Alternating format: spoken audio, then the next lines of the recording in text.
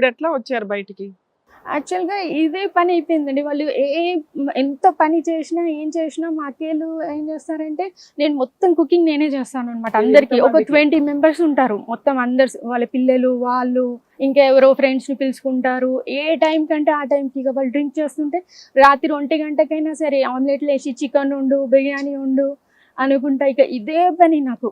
Cooking ఇంట్లో పని మంచి అస్సలు ఉండదు. అంత పెద్ద ఇల్లు మొత్తం నేనే ఊడ్చాలా, నేనే తుడచాలా, వాషింగ్ మెషిన్ కూడా ఉండదు. ఎంటెక్ చదివి ఎంటెక్ చదివి ఎంటెక్ లా కాలేజ్ టాపర్ని నేను. తర్వాత ఎప్పుడైనా జాబ్ చేసావమ్మా? ఎంటెక్ గోల్డ్ మెడలిస్ట్ అంటున్నారు మీరు. మీకు కావాలని నేను ప్రూఫ్ చూపెడతాను. అసలు. సర్టిఫికెట్స్ తెచ్చాను నేను.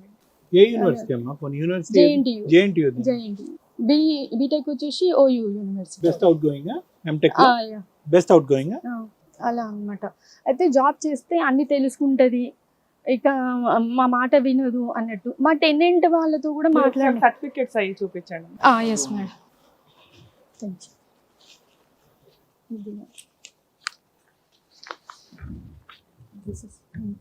ఎంటెక్ పీజీలో కాలేజ్ టాపర్. ఇదే కదా టాపర్. yes. 80.27. వావ్, గ్రేట్ అమ్మా. కానీ ఏం యూజ్ లేకుండా సరే నాన్న, సరే చదువుకి దానికి ఎలా మూడు పెడతావు? JNTU MTech first class with distinction. JNTU topper rankers in PG.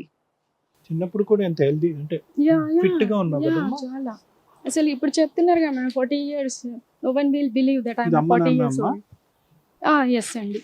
అసలు నువ్వు ఆడపిల్లలకి చదువు ఇప్పించండి, చదువు చెప్పించండి, చక్కగా బయటకు వెళ్ళి ధైర్యంగా బతుకుతారంటే చదువుకున్నా సరే ఇంట్లోనే కూర్చోబెట్టి వాయిస్తున్నారు. అన్ని ఏతోనేరా? అన్ని పేర్లోనే అన్ని ఏతోనే. కూర్చోండి.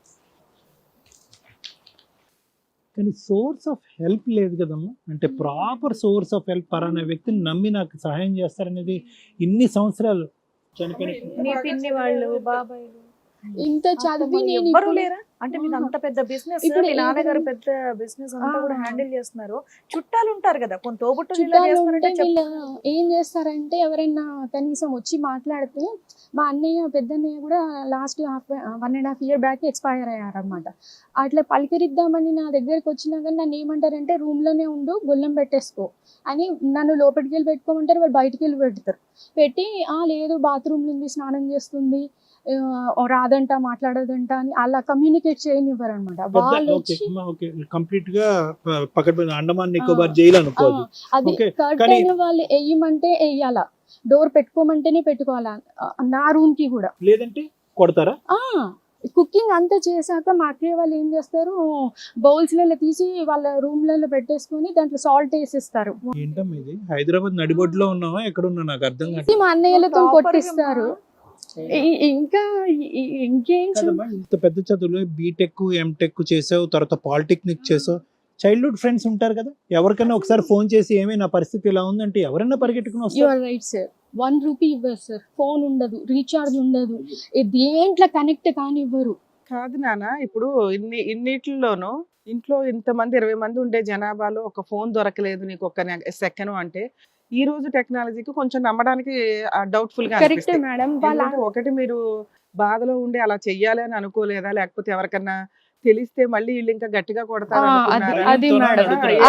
అయి ఉండొచ్చు తప్ప. ఎందుకంటే ఆప్షన్స్ లేవండి అంటే కుదరదు, అసలు నమ్మలేము. ముందు మాకు కొంచెం ఇబ్బందిగా అనిపిస్తుంది. నాకు వేరే సోర్స్ లేదు కదా, వాళ్ళ ఇంట్లో నుండి ఎలా కొడితే ఎక్కడికి వెళ్ళాలో అనేది కూడా నాకు తెలియదు. ఇప్పుడు ఎలా బయటకు వచ్చారు మరి? ఎలా వెళ్ళానంటే మొన్న కూడా కొట్టి నన్ను బట్టలన్నీ బయట పడేసి, ఆల్రెడీ నువ్వు పిఎస్కి వెళ్ళావు కదా.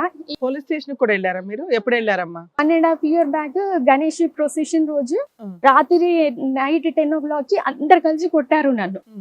ఇట్లా చేతులు ఒకరు పట్టేసుకుంటారు మేడం.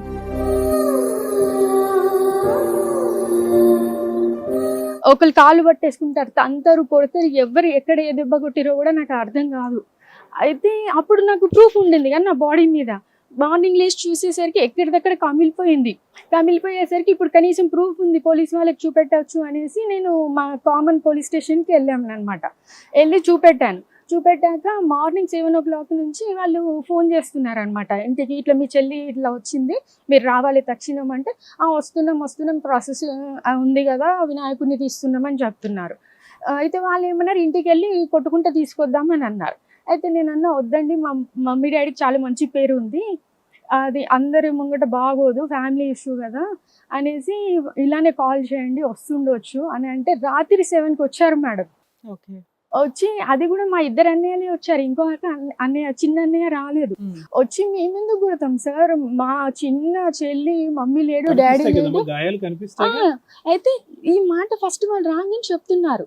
చెప్తుంటే నేనేమన్నాను, ప్రూఫ్ కావాలంటే చూసుకోండి సార్ అని నాకు కనిపించిన వల్ల చూపెట్టాను, ఇంకా కూడా ఉన్నాయి గాయాలు అని అంటే లేడీ కానిస్టేబుల్ లోపలికి తీసుకెళ్ళి చెక్ చేసి వీడియో తీసింది, పిక్స్ తీసింది. ఓకే. తీసి వచ్చాక చూపెట్టారు. పోలీసులు వాళ్ళు చాలా మంది వచ్చారు, ఎందుకంటే ఆ రోజు ప్రొసెషన్ ఉండింది కదా, వేరే వేరే స్టేషన్స్ నుంచి కూడా వచ్చారనమాట.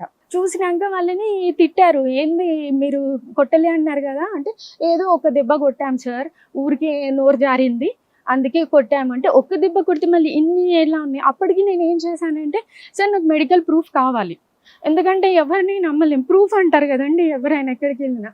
మీరు తీసుకెళ్ళి నాకు మెడికల్ ప్రూఫ్ చేయించమని చెప్పాను, నేను గట్టిగా చెప్పాను. చెప్తే ఇక ఏం చేశారు, ఉస్మానియాకి తీసుకెళ్లారు. ఆ రోజు ట్రాఫిక్ ఉండింది ఫుల్గా.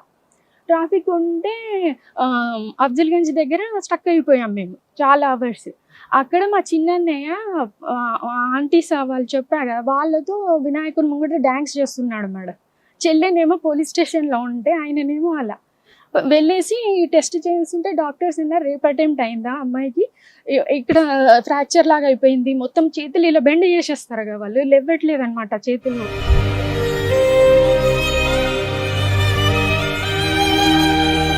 ఇక్కడ పట్టేసింది.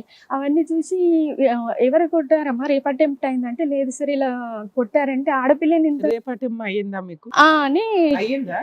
ఆహా ఓకే. అయితే కొట్టారు మేడం ఇలా అంటే, ఎవరు కొట్టారమ్మా అంటే ఫ్యామిలీ మెంబర్స్ అంటే, మళ్ళీ మీ పెళ్ళి అయిన హస్బెండ్ కొట్టారా అని అన్నారు.